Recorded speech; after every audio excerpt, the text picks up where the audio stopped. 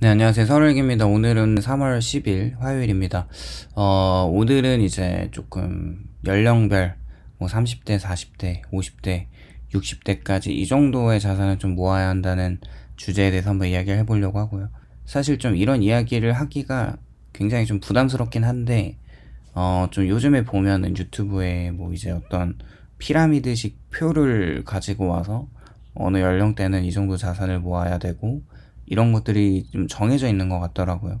일단은 사람마다 다 인생이 달라서 그 정도의 자산을 못 모을 수 있는 사람들도 있고 물론 또 초과해서 모으시는 분들도 계시겠지만 일단은 그래도 조금 이제 저는 하향 조정을 해서 그래도 이 정도는 있어야 되지 않을까라는 생각을 나눠보려고 합니다.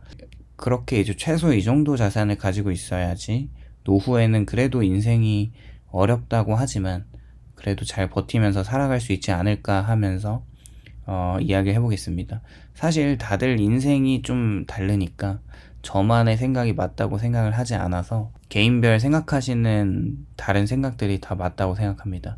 물론 나중에는 물가 상승률을 고려했을 때 그 정도의 상승분을 좀 반영해서 생각을 해주시면 좋을 것 같고요. 일단 좀 생각을 해보면 30대에는 본격적으로 자산을 모으기 시작하는 시기인 것 같고요. 뭐 20대부터 일을 시작했다면 너무 좋겠지만 그래도 대한민국의 65% 정도의 첫 취업 나이가 30세 정도로 나왔습니다. 일단은 직장의 연차가 한 5년에서 10년을 거치면서 이 30대에는 월급이 안정되고 뭐 결혼할 수도 있고 이제 아이를 가져서 육아를 해야 하는 여부에 따라서 지출 구조가 달라지는 것 같아요. 사실 이 시기에 현실적으로 평균 자산이 한 5천만 원에서 1억 원 수준이라고 하는데 1억 원 이상이라면 안정적이라고 볼 수 있는 것 같기도 합니다. 누군가는 빚만 없어도 잘 모았다고 이야기를 하는데요. 그것도 사실 맞습니다. 평균적으로 첫 취업 전에 대한민국 평균 부채가 5천만 원이라고 하는 걸 보면 그걸 다 갚고 나서 5천만 원을 추가로 모으기가 불가능할 수도 있다고 생각하고 그래도 30대 후반까지는 어떻게든 그 빚을 갚고 돈을 모으는 게 맞다고 생각을 하고 있고 결국 생각을 해보면 월급만으로 모으는 경우가 대부분 5천만 원 정도가 가능하고 30세에는 비상금과 소액 투자나 뭐 소형 전세금을 포함해서 3에서 5천만 원 정도를 목표로 하고 35세에는 주택 일부 자금과 투자 자산을 합쳐서 5천만 원에서 8천만 원, 뭐 39세까지는 결혼과 이제 부동산과 투자를 고려해서 한 1억 원을 목표로 설정하는 것이 현실적입니다. 이게 좀 보면 결혼을 하게 되면 두 사람이 만났을 때 합친 자산이 한 2억 정도 전후로 될 것 같은데요.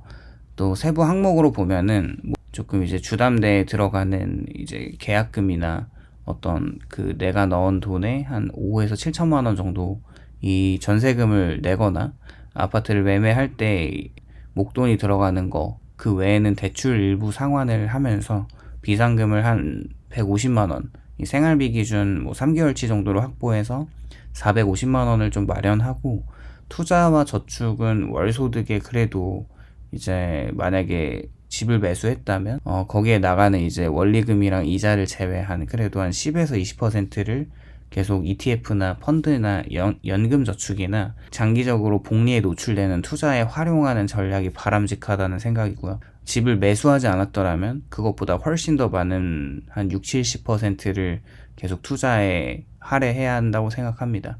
당연히 돈을 많이 절약하기 위해서는 지출구조 점검이 굉장히 중요하죠. 고정비인 월세나 보험이나 통신비를 관리하면서 변동비, 과시적 소비를 최소화하고 자동차 대출과 신용대출을 계속 줄여가면서 불필요한 카드 할부를 금지하는 등 대출 관리도 필수죠. 실제 시뮬레이션을 보면 월 소득 250만 원 중에서 50만 원을 저축과 투자에 사용하면 10년 후에 약 6천만 원의 자산과 전세금을 합쳐서 8천원에서 한 1억 원 정도의 자산을 확보할 수 있습니다. 이런 계획과 습관을 통해 30대에 뭐 현실적인 목표를 설정하고 전략적으로 자산을 축적한다면 결혼과 뭐 주택과 투자 등 40대 이후의 경제적 책임을 대비하는 기반을 마련할 수 있을 것 같아요. 40대에는 결혼 후 가계 책임이 크게 늘어나는 시기죠. 이제 아파트 대출 상환과 자녀 교육비 부담이 동시에 발생하는데 30대에 모은 자산을 확장하고 투자로 불리는 전략이 필요합니다. 평균 자산이 한 2억에서 3억 원 정도라고 하고요. 이 자산이 주택에 들어가 있는 자산까지 포함을 시켰습니다. 그렇지 않으면 현실성이 좀 불가능하다고 판단을 했고, 그렇게 40세에는 주택, 금융자산, 비상금을 포함해서 2, 3억 원을 목표로 하고, 45세 정도의 자녀 교육비와 투자를 고려해서 2억 5천에서 3억 5천만 원 정도, 49세에는 노후 대비와 부채 최소화를 목표로 3, 4억 정도를 설정하는 것이 조금 현실적이라고 생각을 하고요.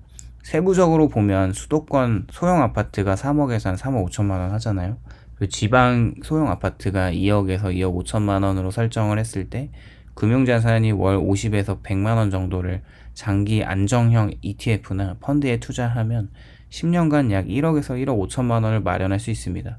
비상금은 6개월 생활 기준으로 1,000만 원에서 1,500만 원 정도를 확보하는 것이 바람직하다고 하고, 언제 어떤 상황이 또 벌어질지 모르기 때문에 현금을 바로 쓸 수 있는 비상금을 MMF 같은 파킹할 수 있는 통장에 넣어두는 게 바람직하겠죠. 결국 원금 손실이 나지 않는 곳에 돈을 꼭 넣어야 합니다. 결국 전략적으로 대출 상환 부담을 월 소득의 30% 이하로 유지하고, 투자 역시 안정적인 장기형 ETF와 펀드 중심으로 운용을 하면서 노후 대비를 위한 연금 저축 펀드라던가 IRP나 퇴직금 관리를 철저하게 해야 합니다. 개인적으로는 IRP까지는 여력이 되지 않는 분들이 많다고 하는데, 그래도 40대 일을 하는 사람들은 거의 커리어 하이라고 생각해서 퇴직연금까지 굴리면 나중에 IRP로 옮기는 세금 극대화와 수익률을 이렇게 실현할 수 있습니다. 결국 시뮬레이션을 좀 생각해보면 월 소득 400만원에서 월 100만원을 투자 저축했을 때 10년 후에 금융자산이 1억 2천에서 1억 5천만원 정도를 마련할 수 있고, 부동산 가치가 한 2억 5천에서 3억 원 수준으로 총 자산이 3억 7천, 4억 5천만 원까지 이룰 수 있다고 생각을 좀 합니다. 이런 계획과 전략을 기반으로 40대의 재정적 기반을 탄탄히 다지면 50대 이후에는 좀 은퇴와 건강, 자녀 교육 등 후반 인생 준비와 이런 여유와 안정성을 그나마 확보할 수가 있는 것이죠. 50대는 은퇴가 한 10년 전으로 다가오는 시기로 재정적인 안정과 노후 준비가 가장 중요한 시기입니다. 평균 자산이 4에서 5억 원 수준이라고 하는데, 50대에는 주택과 금융자산, 연금 준비를 포함해서 4에서 5억 원을 목표로 하고, 55세에는 부채를 좀 최소화시키면서 안정적 투자를 포함해 이런 5억에서 6억 원, 59세에는 은퇴 대비 생활비 확보까지 고려해서 5억 5천만 원에서 6억 5천만 원을 목표로 설정하는 것이 현실적이라고 생각하고, 주택 자산은 대출을 최소화해서 3, 4억 원으로 유지하고, 금융자산은 1, 2억 정도를 확보하면서 비상금 1년치 생활비를 기준으로 2,500만 원, 3천만 원 정도를 준비하는 것이 바람직한 것 같아요.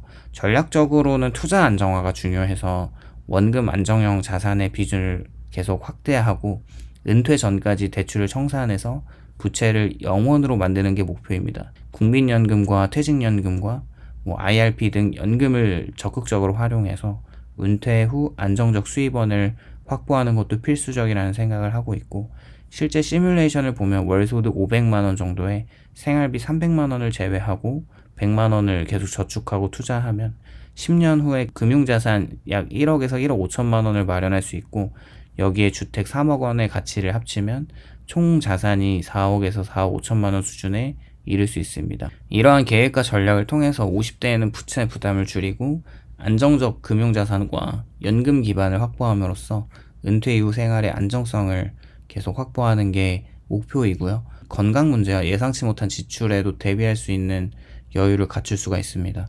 결국 웬만한 직장인들은 50대에 일을 할 수 없게 되는 경우가 많기 때문에 최소한 소일거리를 하면서 가지고 있는 자산을 까먹지 않고 유지하는 것도 엄청 대단한 거라고 생각을 하고, 국민연금과 사적연금이 나올 때까지 버티는 구간이라고 봐도 무방할 것 같습니다.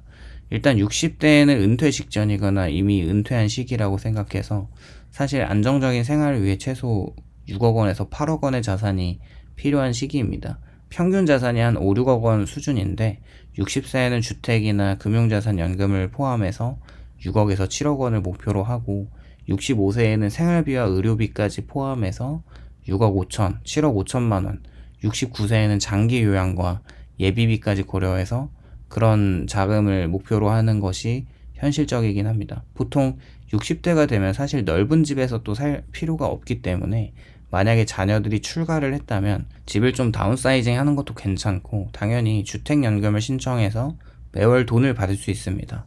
3, 4억 원의 시가 아파트 주택연금이 월에 100에서 120만 원 정도의 현금 흐름을 창출할 수 있고, 결국 세부적으로 주택은 대출 청산을 완료해서 3, 4억 원의 수준을 유지하고 금융자산을 2, 3억 원을 확보하면서 연금과 국민연금과 개인연금으로 생활비를 충당하면서 비상금은 1년치 생활비 기준 2,500만 원, 3천만 원 수준을 준비하는 것이 바람직합니다.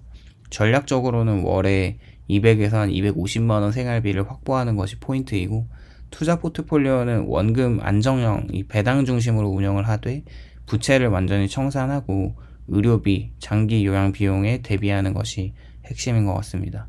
그렇게 시뮬레이션을 보면 주택 3억 원, 금융자산 2억 원, 연금 월 150만 원으로 월 200만 원 생활비 기준 안정적인 생활이 가능하다고 생각하고, 남는 자금은 조금 이제 아껴서 돈을 안 쓰고 조금 다시 모아가는, 이제 예상치 못한 미래에 좀 대비하면서 살면 좀 되지 않을까 싶고요. 요약을 하면 30대에는 비상금과 소액 투자와 자산을 계속 모아가는 시기로 이제 1억 원 정도를 좀 목표로 했어요. 그리고 40대에는 주택이나 금융자산, 자녀 교육비를 통해서 2억 원에서 4억 원 사이를 이제 생각을 했고, 4억 원은 조금 많다고 하면 그래도 2억 원에서 3억 원까지는 조금 마련하는 게 좋지 않을까라는 생각.